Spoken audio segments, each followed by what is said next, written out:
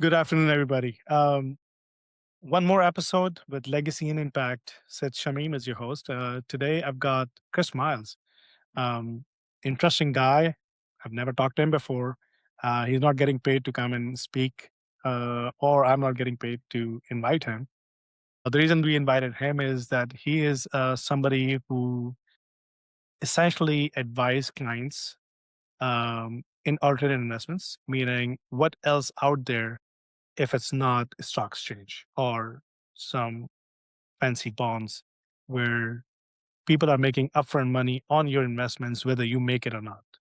In short, we call it financial advisor. So Chris Ma's been on the journey for last 20 years. He wrote his own book, which he's going to talk about. Our goal is still the same: bring qualified rock stars in front of you where you can listen to them.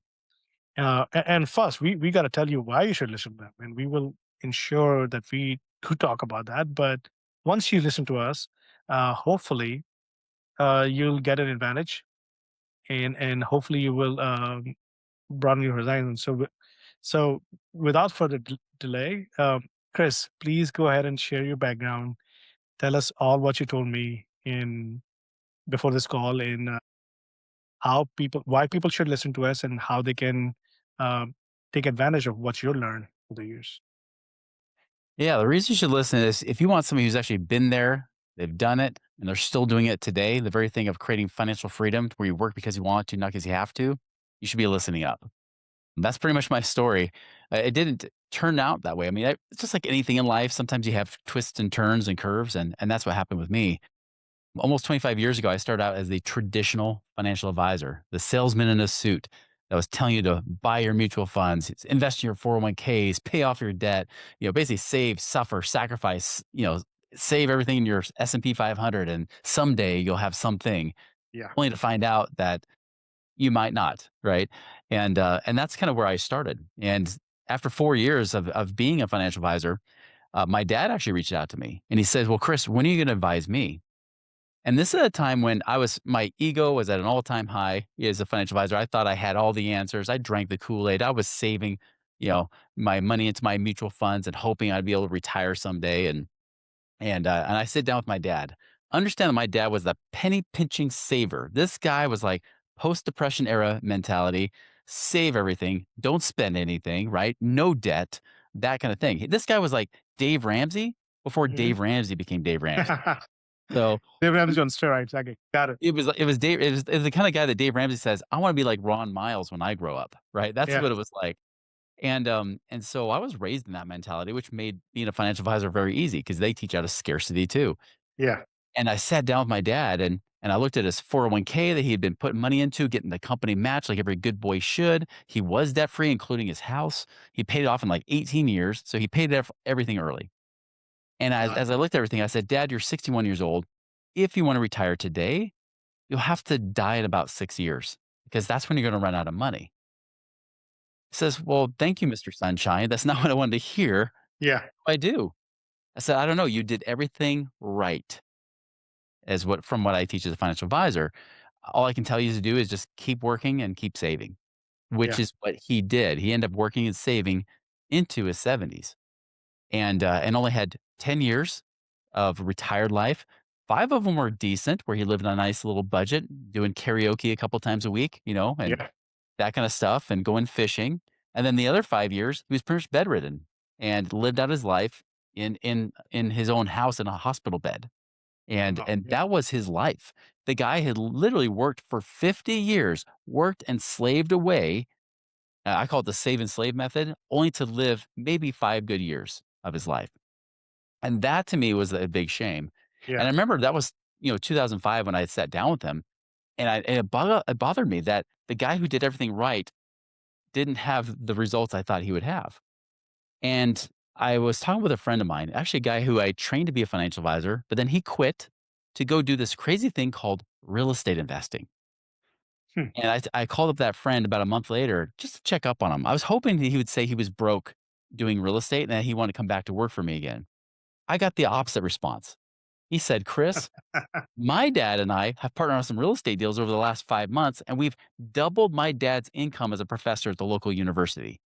I Wow. said, "Whoa, you've been doing this 4 or 5 months and you've doubled his income? No, that's impossible. That's too good to be true. Stocks are better. Real estate's been proven just to keep up with inflation. I'm looking at prices, appreciation, not the whole package, right?" Right. And I'm like, "That's impossible." He's like, "Chris, how many of your clients are financially free where they don't worry about money?" I said, "Well, even the retired ones worry about running out of money too soon. So none of them are free." "Okay, how about this, Chris? How many of you guys as financial advisors are financially free, not the commissions you're earning, but actually doing the investments you've been recommending?" And as I was thinking about the office, there's over 100 people in my office. Some had worked there since the 1970s. Did not look like they're anywhere close to retiring. And I said, "Well, maybe none. There's your problem." And so, like Neo in the Matrix, I took the red pill of real estate, right? I Hmm. started going down that rabbit hole, learning you could do so many things, not just on the active side of like fix and flips, but even Yeah. on the passive side of becoming like a real estate lender. And back then, especially in 2006, there's people who only pay you 2% a month, for hard money loans and things like that. Yeah. And so when I started to see that and saw the possibility, I started to see what was wrong with financial advising. It got down to March of '06. I had a choice to make. Either I stay in financial advising because that was my career and that's where I was staked into, and my pocketbook was reliant upon it, or two, I keep my integrity intact and I quit. And so I chose a latter. I quit, left my financial practice, vowed never to teach about money again, ironically. Um, and therefore I was just gonna, teach ballroom dancing on the side, do a little bit of Mm. mortgage brokering and things like that. Well, of course, I wanna know what these guys did. I started to do it myself, and later that year, by that summer, between, different, like, little business activities and as well as with, doing some real estate stuff, I was able to have enough passive income that I refer to as what I call work optional, like in my book, The Work Optional Blueprint, where you have Cool. enough money passive income to work because you want to, not because you have to. I was there. I was making 4 or 5,000 a month when I only needed 3,500 a month to live on, Yeah. and it blew my mind. I was 28, almost 29 years old, and then there I was. And I'm like, "Well, what am I gonna do now I've retired, what can I do with my life?" Right? And I kinda hum-hawed about it for several months, and then finally, because people kept asking me, "How did I do it?" Mostly friends and Yeah. family. I Because finally you before you continue your journey, what year Yeah. was that when you left the financial advising because you got those two strong examples of your father Mhm. where he was and your friend was in real estate? What year was that? And what year when you started what you're doing, what you started doing? Yeah, so I met with my father about Thanksgiving of 2005, had the 2005. Okay. conversation with my friend right after Christmas of 2005, quit financial advising in March of 2006, and then actually was able to retire. I figured out by the end of June of that same year in 2006, I had enough passive income to retire. Not that I needed much because I was And losing. you got hit by the recession right after. Yes. So then I'm living high on the life, I'm making more money I've ever made, right? Yeah. And then in 2007, I come out of retirement to form a company with some other people. Basically, we were going to save the world. We're going to be like, here's how to do what rich dad, poor dad teaches, Wow. and get people out of the rat race. Well, 2007, as you well know, is when the recession started to hit, and our whole market were real estate flippers Got it. Yeah. who got So hurt. you were doing the fix and flip loans at that time, mostly. Yes, correct. Okay. And so a lot of these people in this space, especially here in Utah, like there's a Yeah. huge network of people that were just doing a lot of fix and flips, a lot of Yeah. real estate people, and a lot of hard money lenders too. Yes. Um, but of course, once the fix and flippers, when things started to slow down because the banks changed the lending requirements and everything, Yeah. that came to a screeching halt. They couldn't pay us anymore. As a result, the people they had as clients, who were also followers of ours, they Mhm. weren't getting paid on the hard money loans anymore. Yeah. And they were basically, and of course, as real estate values drop, they're trying to repossess things that are just crap, and Yeah. they have no equity in them anymore, and just the whole thing. It's like if you're riding a bicycle, somebody sticks a stick in your spokes, Yeah. and you flip Yeah. over the handlebars. Yeah. That's what was happening to us. Yeah. Yeah. Top of that, my own portfolio, like I turned my starter home into a rental. I actually sold my starter home to an investor at full appraisal, Mhm. leased it back from that investor, and then Mhm. subleased it to rent Yeah. it out again. So I could not only strip out all my equity, but then Yeah. rent it out and make rental income, right? Correct. Correct. I was doing Correct. things like that, like little creative strategies or whatever, but all of it was just kind of coming to its halt. Yeah. And so of course our business wasn't paying us anymore. My also the guy I was partnered with, he said, "Hey, I want you to be all in on this. So cut off your other streams of income." Okay. which was a horrible idea. I don't know why I listened to him, but I did. And so, anyways, everything was coming to a halt. I wasn't even getting paid from the business. There was obviously expenses in the business. There's expenses at home. I was in the hole about $16,000 a month. So it Wow. was pretty rough. Yeah. Back in 2009 or This is 8, going 7 and 7. leading Wow. into 2008. Yes. $10,000 at that time. Yeah, and that's why by 2008 I was on food stamps. I was Wow. literally from like asset millionaire to welfare, right? And it was a Interesting. rough time, and I found ways to get, scrappy, and I stopped teaching people how to get out of the rat race because I can't teach something I don't do. I'm just not a good BSer that way. Correct. So I started teaching people how to find money because a lot of people, even outside the real estate market, were saying, "Chris, I would love to learn how to create passive income, but I just don't have any money. I don't have money Yeah. to pay you." Yeah. And in the back of my mind, not out loud because it would be business suicide, but in the back of Yeah. my mind, I'm thinking, "You're so much better off financially than I am right now." I'm like, and so I would tell them verbally, I would say, "Listen, if I show you how to find the money to pay me, will you pay me?" They said, "Yeah, absolutely." Like, "Great. Here's some cool things you can do. Here's ways you can like track your money. Here's ways you can save on taxes, especially if you're a business owner. Here's some things you can do to help pay off your debt creatively." And I just show them like these different things to free up cash flow every month. So it Interesting. wasn't showing Yeah. them how to create passive income. Instead, it was how to free up cash flow every month, right? Yeah. And, I'm sure and you probably have touched on those topics in your book as well, because Mhm, those are the some of the I can feel that, right? That you at that point when you had that first client, that's the foundation of your own thoughts that you put in your book back then. that's right. Starting I don't know, several years ago. Awesome. Yeah, exactly. And so it eventually did become its own process. And by 2009, it got into the right people, like chiropractors and dentists, and it literally pulled our company out of bankruptcy. Like we were Awesome. almost ready to fold our doors, like we were going to keep going or just be this small shop of nothing. And then it exploded. Like I Yeah. remember there was a chiropractic coach. We helped him free up $50,000 a year in taxes. Right. I was like, hey, talk to my CPA. I'm pretty sure you're overpaying. Go talk to him about some creative things you could do here. 50,000 a year. The guy literally bawled on the phone Yeah. when he found Yeah. that out. And then he started referring his clients, right? And so it Yeah. just kind of exploded. So we went from almost bankrupt to over $5 million that next year. Wow. Um, and then that started to help me pay off my debt. 2012, I actually launched my own company. I split off from my old company and created Money Ripples in 2012. And that's kind of what I've been doing since. Although, as I started to get myself out of the situation, naturally, even though I was scared of real estate a little bit because I had PTSD from it, I Hmm. was able to try it again. And Yeah. so by the December of 2016, I had enough passive income coming in again that I was once again work optional for the second Yeah. time when I was 39 years old. So it's kind of interesting that I had to do it twice, not because I'm a genius, but because I screwed up the first time and I had to do it again, right? Sometimes it Um, takes two times to learn it correct the right way. That's right. But it's kinda cool because, like, my life became my own petri dish, right? Yeah. I mean, when I said been there, done that, still doing it today, that's literally what I do even to this day. Yeah. I've built up my passive income now, it's like over 50,000 a month, right? Like, I build that up because I want to create that freedom, not just for myself, but to make sure I can replicate it for other people, which Yeah. is what we've done You said over the something that last. I want my audience to pay attention. You said your passive income is $50,000 a month. Mhm. Um, Let that sink in. For a lot of um, people that I know who are in different stages of their careers and their life, some are at, I think minimum if you're married with two kids, it's about 10 to 12,000 a month that you need, Yeah, and that's why you go to work, and that's why your wife go to work, and spouse go to work, and other scenarios. You said yeah. something about $50,000 a month. I want to touch on this, but I want to summarize what you said early on. The biggest lie that we were ever told is the 401. And the example Mhm. that you gave to your about your dad was, even if you have 401, you literally on the clock. You want to die before you run out of money. That's a pretty harsh way to spend your retirement. In It is. you gave that example just to summarize what I've always said is like, yes, you can have a 401, sure, keep it. But you gotta have multiple other source of income so that you can get to a point where you are. And I can tell you, I'm in the same boat. I'm running my commercial real estate investment business.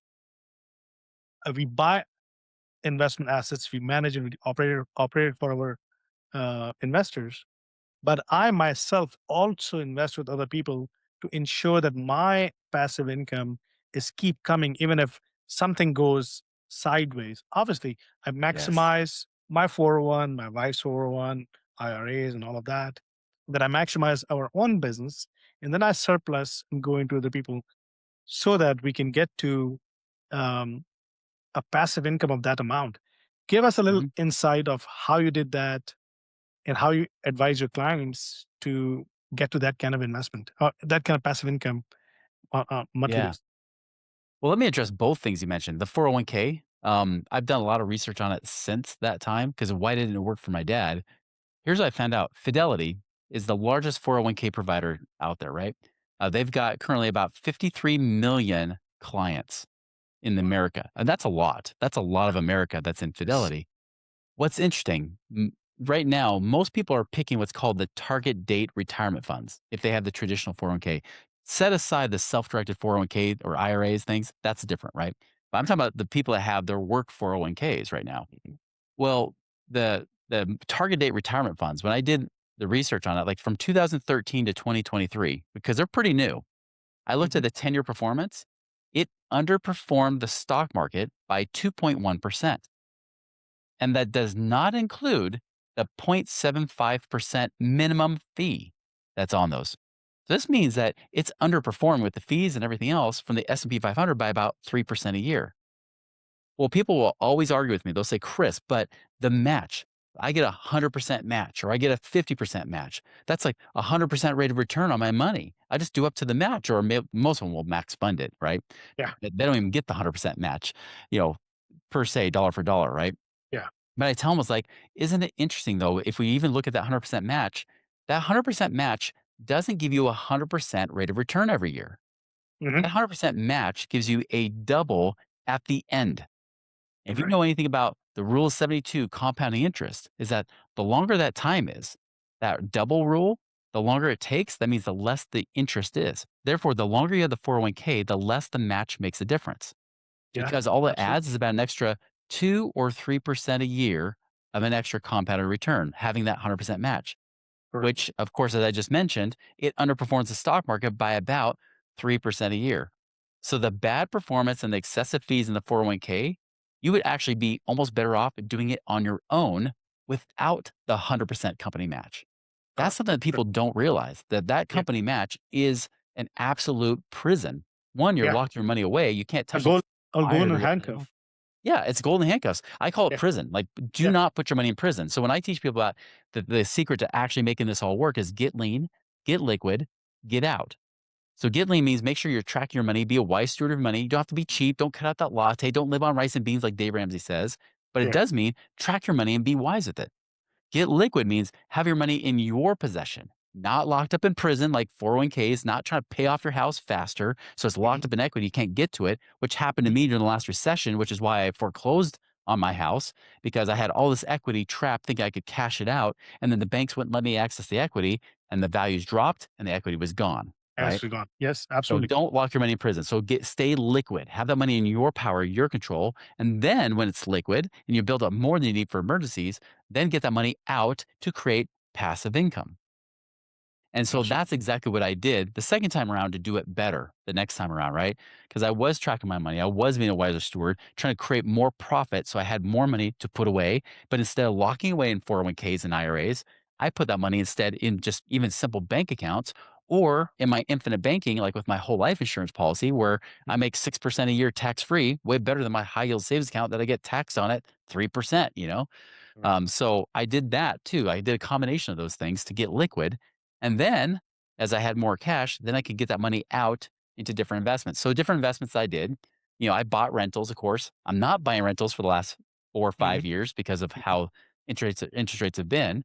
Hmm. The profit's just not there. But I bought plenty of rentals, especially in the 2010s to early 2020s, where I was making easily 12% cash on cash returns plus appreciation, right? Hmm. So I was buying rentals, like turnkey rentals, just to be specific. Got So it. I wouldn't buy in the western half of the United States because rentals out here suck. Yeah. I'm buying out east where I have much better profit. Yeah. Lending is another big one, and especially lately, I've been doing a lot of lending where I Mhm. trust that more than sometimes having equity positions. I Mhm. still have equity positions too, but sometimes kind of nice to be the person that loans the money. The first in positions. Yeah. Yeah, especially in the capital stack, Yeah. as you well talk about with commercial real Mhm. estate, right? It's like if I can be in the capital stack, I'd rather be the lender where I get paid back first if anything goes wrong versus Correct. just being the owner, right? Or having common shares. If I'm gonna have ownership, I like to be preferred or something like that too. Um, but those kind of things. So I do lending. Obviously I've done syndications as well, which I know you do too. I've done things in just even like raw land. I Yeah. have Okay. a raw land partnership right now where we've got over $1 million of land kicking off about 13,000 a month. You know, Wow. Yeah. that's been kind of fun. Oil and gas is another one where I get paid. I mean, if I have to pay more at the gas pump, I might as well get paid more on my investments too, right? Yeah. And Yeah. so again, non-correlated assets that don't necessarily tie with each other. I've been looking a lot more, and I know you probably look at these too, like industrial and some other commercial type stuff that haven't been hurt as much. I mean, multifamily, we got kicked in the teeth the last Yeah. four years or so, Absolutely. but definitely there's a lot of other commercial that's been great too. So I know you even do things like another thing I've been looking at, which I know you've been looking at too, is like medical, type of Yeah. stuff like collections, right? And even legal type of stuff, legal expense and whatever. Yeah. So I mean, that's a great thing. And by the way, if there's ever a good book recommendation, I'm probably jumping ahead to your book recommendation question, but No, go one for that it. one that opens up your perspective on this. Like if you're ever saying like, well, what's actually out there? Besides my book, of course, right? Is and even more so is a book called The Holy Grail of Investing by Tony Robbins. Mhm. I mean, if you ever want to see like, I mean, especially where he talks about where the wealthy and a lot of the upper class are putting their money versus the broke middle class, we're all told to Yeah. put in the S&P 500, right? He's like, here's all these things you can invest in sports teams. Now, does that mean I invest in all the things he talked about? No way. You Yeah. know, um, I You have don't to know be at anything a about certain level sports. to touch all those areas. But I want to summarize what you just said real quick. You give load of information. This is all makes sense to people who are in the investing game, right? Mhm. What every word you were coming out of your mouth, I could understand it. But let's say an average Sid, I don't say it average Joe because it's offensive in my view. But let's say average Sid comes in working, me and my spouse, we're working and we're collecting enough decent income. We're high income earners. We were told to do 401. Sure, I understand now that, okay, well, 401, even if I have a match, dollar to dollar, up to, I think, I was used to work for an oil and gas, they would match 7% of that, up to dollar Wow, to dollar. that's pretty good. That was a big amount. But guess Yeah, what? I got into a big trouble when 2008 and 2010 happened. My portfolio was down so badly that the portfolio management companies like Fidelities or Schwab's and all of those, they were offering me to buy my portfolio. At the time, it worth $250,000, not too big, for $50,000. I was like, wow. you were supposed to manage my money, Hmm. and now you're becoming a shark. That was my eye Yeah, opener. I was so pissed. I took a picture, and it was early on in my career, and it was not even 250. It was like a little amount, but they made me such a bad off telling me that this is the biggest lie, and I'm not going to fall for it. Number two, the biggest thing that's different in U.S. economy versus any other economy is in U.S. economy, it's an at-will employment state. You go to Europe, it's extremely hard to terminate somebody or lay off somebody. Germany, you take example, UK, so many other countries in Europe or in Australia. It's hard to, not as much in Australia, but in US, you can get laid off in no time. And I had that experience when I was in oil and gas. When oil goes up and down, that's where you get stuck. yeah. For an average Sid who are making some decent income and spouse, have two kids, and they're on the 401, are you saying that your book will also give them extra idea or open up their mind to not to rely 100% on the 401? Because what happened to me, that 401, it took me 7 years to get back to that same level in the 401 That's right. Your because I 401k was became completely your dependent on the market. 201k. Correct. So your idea is to go look at the solo 401, self-directed 401 or self-directed IRA, and see where you can take that money and invest. Correct me if I'm wrong. If this is Possibly, yes. We get a lot of clients that do have old 401ks or whatever. Sometimes here's the thing, if you're with a company right now, you can't do much with the 401k while you're there unless you're over the age of 59 and a half, right? Then you might get what's called in-service distributions where you can Mhm, actually tap into that money, pull it out. You will mhm, pay taxes, but at least you won't pay the early 10% early withdrawal penalty. So for example, I had a client, this is back in like 2009. Back then, the rave in real estate was REOs or real estate mhm. owned properties, which when banks foreclose on Yeah, other people, right? They had this huge portfolio of all these houses that they're like, unperforming. Yeah, yeah, notes. they're not Yep. performing. They just want to get rid of them, and they'll sell them for pennies on the dollar, roughly about 10 or 11 cents of what they were supposed to be worth, right? And so I had one client, he was 63 years old at the time, and I said, "Well, you've got about 300,000 in this 401k. What if you cashed it out? Yes, you will pay taxes. Cashed it out, and you could buy assets with it that maybe even create some income too." Yeah, And so he did. He took that 300,000. They made him leave in like I think it was like $4,000 is the requirement that his company required to leave in, but he cashed all that out. And then he went and he bought those. It was roughly $1 million worth of properties with that 300,000, right? So now he's got this massive portfolio that yeah, almost overnight yeah, becomes worth something. Now, granted, it was still a headache. He still had to figure out how to sell them and stuff. That was not easy because that's the same yeah, thing the bank didn't want to do, right? But still, he now just grew his 401k or what was his 401k into this massive real estate portfolio.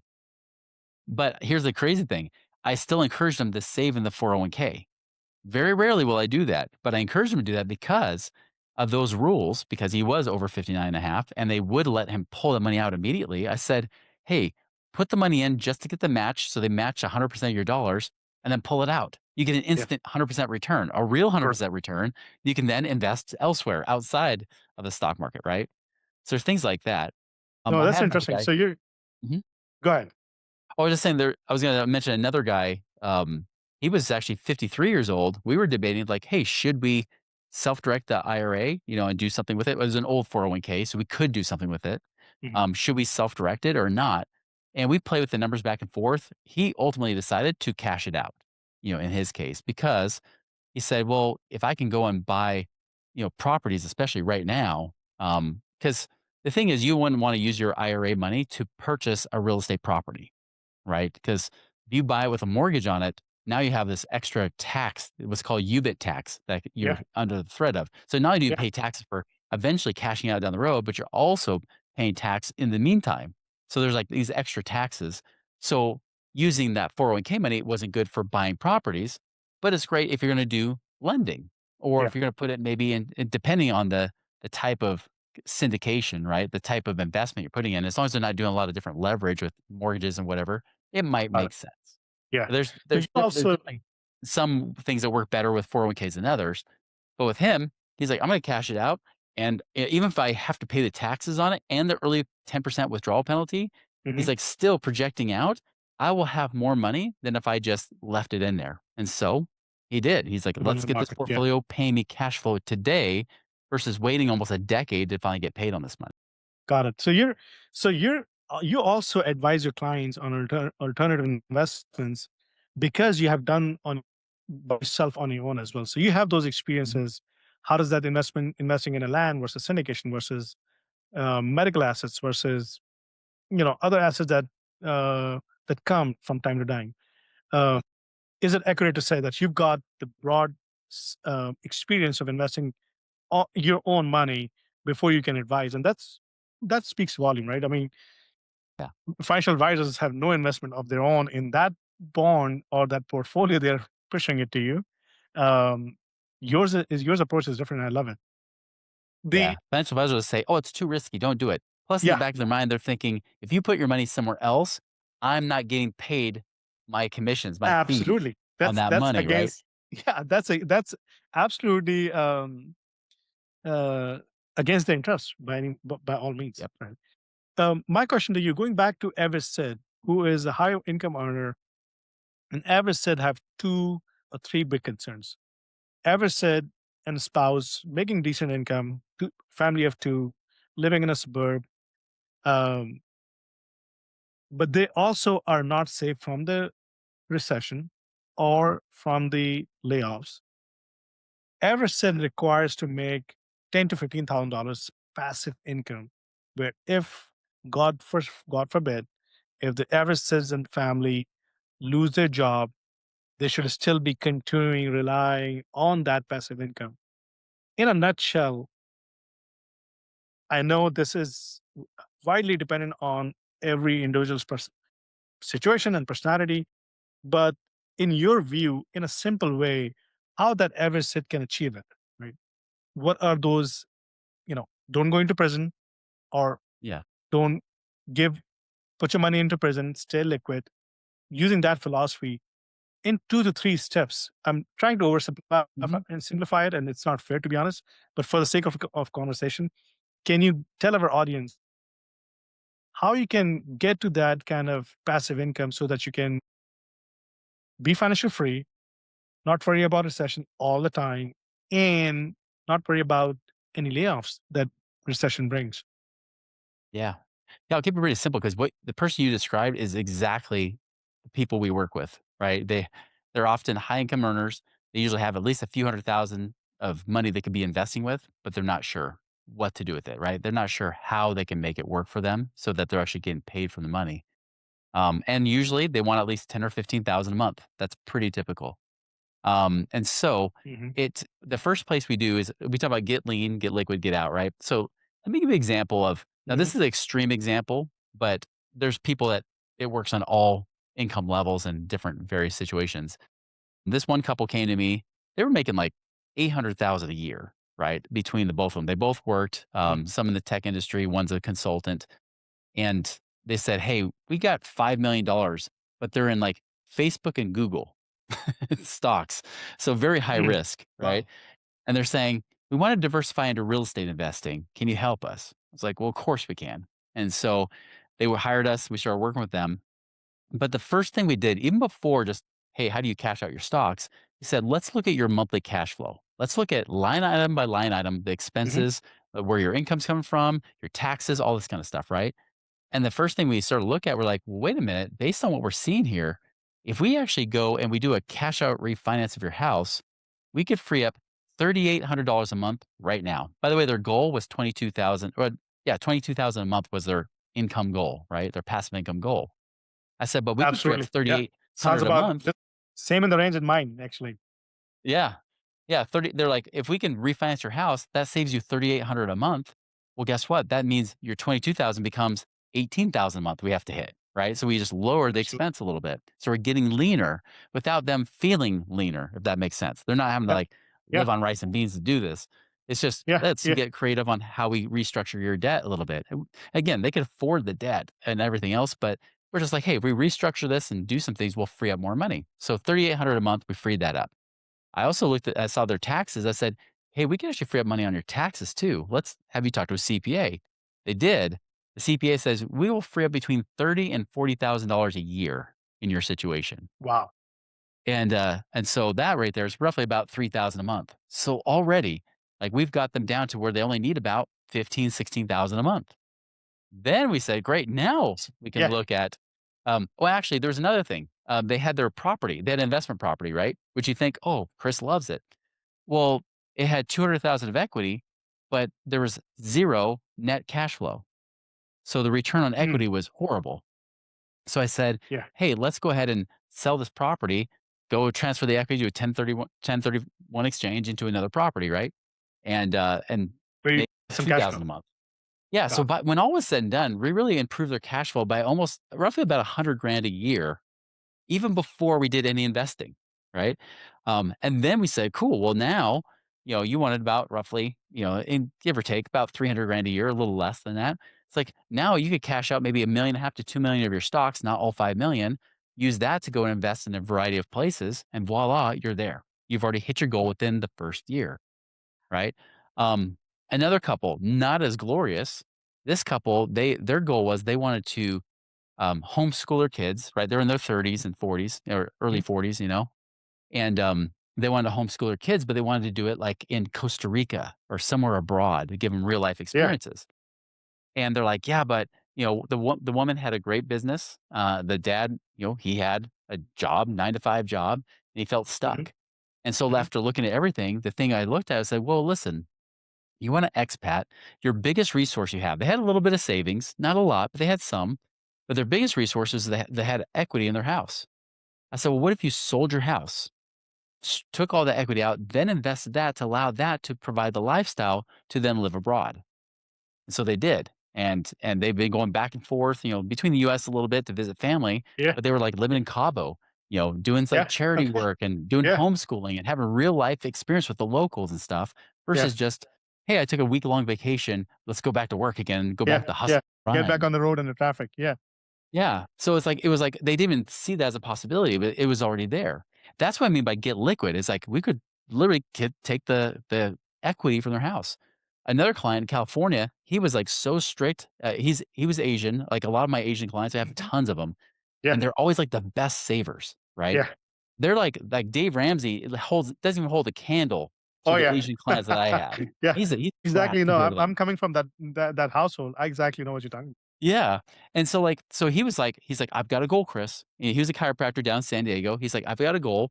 He's like, "I'm gonna pay off my house and my investment property in 6 years. So all my cash flow is going back to pay that. All my extra income is going back to pay him off." I was like, "Great, well, let's calculate how much you actually free up per month because Yeah. that could be an option." We looked at it. He'd free up about 4,200 a month. That's $50,000 a year. Mhm. I said, "But I'm looking at your whole picture here. What if" I'm like, "You got all this equity in these properties," but I'm like, "Well, how much net profit are you making on this investment property here?" He says, "Oh, I'm making 200 a month." I say, "Yes, but you have 700,000 of equity. Yeah. Your return on equity is It's fraction. 0.3%. You could Yeah. take that 700,000, put it into a CD and make more money than you're making right now." Absolutely. He's like, And "But it's no, no, FDIC insured. Yeah. yeah, but he had his blinders like, "No, I just gotta pay off the debt, and then I can build Yes. my 401k and my IRAs, and I Yeah. could retire in my 60s." I was like, "You don't even have to do that." He was in his 40s. I said, "You don't have to do that." I said, "You should actually sell off this investment property," and by the way, when I say should, I'm like, I never tell them they should or they shouldn't. Correct. I'm just Right. Correct. taking Correct. this I'm shortening Yeah. it. I always Yeah. just say, "Here's an option. You could try this, you could try that," right? Like, I never investment advisor that way, but I'm like, I'm like, "Look, if you sold off your investment property, invested it, even if you made 10%, that's 70,000 a year, way better than 2,400 a year." Yeah. And eventually he waited 2 years. It luckily appreciated, so he had 800,000 equity. He did finally sell the property. It took him and his wife 2 years to finally be convinced to do it. Mm. They went and invested. They bought 6 properties in Louisiana, Okay. 6 rental properties, and at the time when it was actually rentals were doing well, but this is all he's done. He's bought more rental properties. He did what I call it the income avalanche, which is Mhm. you take that passive income, save it up, and then Yeah. reinvest The it again. snowball impact. Yeah. Exactly. It's a snowball effect, but instead of like trying to compound interest, you're Yeah. compounding the income to keep reinvesting Yeah. now to create cash flow now. Yeah. And so he's done that. He updated me last year. He's like, "Chris, I'm now over $10,000 a month." Wow. Okay. This would have been the year he would have been debt free, freeing up 4,200 a month. But Correct. now he's got now 10,000 a month coming in. Completely changed his life. And now he's like, I could be in my 50s and retired. Yeah. And that's See, the difference. Like you could save decades just and you still by cannot be right. Yes, absolutely. Yeah. I yeah. mean, there's so many examples where, see, the way I when we talk to investors, we're not an advising business. We have product that investors like it, they invest it. If they don't like it, they don't invest it. And we don't really go into that much detail. But honestly, when I'm listening to you, I'm swear to God, I feel like I'm listening to myself because our Mhm. philosophy has been very straightforward. You do not want to buy a jet ski that you use once a year. Right. No point. Now you should not, meaning, well, if you want to do it, you want to do it. Sure. If you want to buy it, make sure you can buy it 3 times before you buy it. So if you do not have enough excess cash, no point of spending that money. There's a debt equity. So a lot of times when I'm talking to my investors, I try to explain them what's the debt equity meaning, what's versus an active equity. A lot of our clientele, they invest in their home country, India, Pakistan, China. And that one angle that I was able to explain them that whatever you buy today, if the economy is not doing so well in that country, the US dollar exchange rate alone will eat up all of your expenses, all of your Right. profits, and it will create more expenses for you. So that become another dead equity that you thought, because you grew up in that country, in that area, and you saw those beautiful houses, and one day you realize, or you wanted to build those houses, and you realize, oh shit, I got that, but I'm not able to recover that money until something exceptionally happens. So Right. understanding the debt equity versus active equity, and then also understanding, like you said, don't buy dumb things that you cannot buy three times. And the fourth is understanding your risk. I think you made a really good point. When people try to liquidate or not liquidate, or deciding what should they do with X number of savings, or versus reducing debt to get more debt, I think the understanding of how they can understand the risk profile is extremely important. Mhm. Should I sell my Google stocks? Well, if I sell it, what should I do, which is less risky and better returns? And I think that's where your Yeah, service comes in, is to explain them how you can change your risk profile. First, go lean, liquidate. How can you change your risk profile and increase cash flow? Is that am I understanding correctly? you got it. That's get lean, get liquid, get out, right? Awesome. You know, Awesome. get lean, get that money liquid, and then get it out to invest to create passive income. Get lean, get liquid, get out. Awesome. Um, Chris, I want you to share with our audience the book that you have. Can you show us in our camera so people Yeah. can see? Yeah. So it's called the work optional blueprint. So Work option blueprint. Okay. people, Awesome. just so you know, I hate writing books, but I've been bugged for over 10 years to write a book. Yeah. And so I finally did last year. Yeah. Got to be an Amazon bestseller, which was pretty Yeah. cool. Awesome. But if you like a fast read, like I mentioned, like there's another good book I mentioned, like Yeah. the Holy Grail of Investing by Very Tony good Robbins. investing. The problem with that book is it's like an encyclopedia. It's Yeah. massive, right? Hmm. This book, my wife literally read it in a couple hours. So I see. Yeah. much faster, much simpler in a lot of ways. But I'm not saying take a value away from Tony Robbins, of course, Yeah. but Yeah. Yeah. Yeah. Yeah. um, This is I for like it because average it Sid. And if average Sid becomes exceptional Sid, then it goes to the encyclopedia book. Is that what it is? exactly, right? Like when you're ready for that next level, then that's Yes. a great one because it'll make more sense. Where this one kind of keep it simpler. Yeah. Say, here's what's available. Here's what I didn't know, and it comes from my perspective, being a former financial advisor, realizing that I was wrong, right? Yeah. That it was not the way. That it just hasn't worked. It's been proven not to really work. Oh, by the way, speaking of fidelity, did you know that only about 2%, 2.5%, we'll give them a little bit more, 2.5% of Fidelity account holders have $1 million or more. Yet, when Transamerica surveyed them, a separate study, 35% said it would take a miracle to be able to retire because why? They're supposed to live on 3 or 4% a year. That's 30 or 40,000 a year. That's not enough. Yeah. So Yeah. when you look at That something four and say, percent rule is not going to work. yeah, That so four if you look at percent something rule on saying, the "Oh, I got a 2% success rate," that's like going to a restaurant saying, "Oh, there's one five-star review from their mom, but the other 49 reviews are 1 stars." You're not Mhm. gonna go eat at that restaurant. Right. Why do we keep investing in the same old crap that hasn't created real financial freedom for people? But they Mhm. always have to find the exceptions, the 1% of people to show you it works. But the reality is, vast majority of people are living on very tight budgets, just like my dad had to, and working way too long than they should have. So Mhm. that's the thing is like, you got to get that freedom back. You got to do something that actually gives you your life back. Yeah, absolutely. Well, Chris, thanks a lot for the time. We're supposed to do it for 30 minutes, but I loved the topic, and happy to go over this one more time. How can our audience reach you? Is it an email or phone number? And also tell Yes. us, yeah, Anything that's Money Ripples, whether it's moneyripples.com, at Money Ripples on social media, or you can follow our Money Ripples podcast anywhere you listen to podcasts or YouTube. moneyripple.com, Moneyripple social media, um, LinkedIn probably as well. Um, Yep, same as well. the way we conclude this our podcast, I go by one fun fact about me and fun fact about things that I didn't know. One fun fact about me is, um, I come as an immigrant and I lived in an apartment complex as a tenant, which I own today.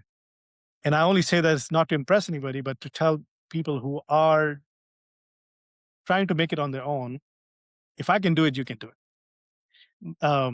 The other fun fact that I feel very fascinating about, an average American family is about 6 months away to go broke if they both lay off. to maintain the same lifestyle. When I saw that statistics, I was like, this is the biggest risk that I'm taking by not by relying on just one source of income. So with that being said, Chris, thanks a lot for your time. Um, I thoroughly enjoyed it. I'm definitely going to call you in set up another time. I definitely think there are some areas that I can get lean, and there are some areas that I can get liquid, and there are definitely more opportunities for me. I'm already out, but I want to see what my exit even more in next 10 years looks like. So thanks a lot for your time. Absolutely. Thank you for having me on. Awesome.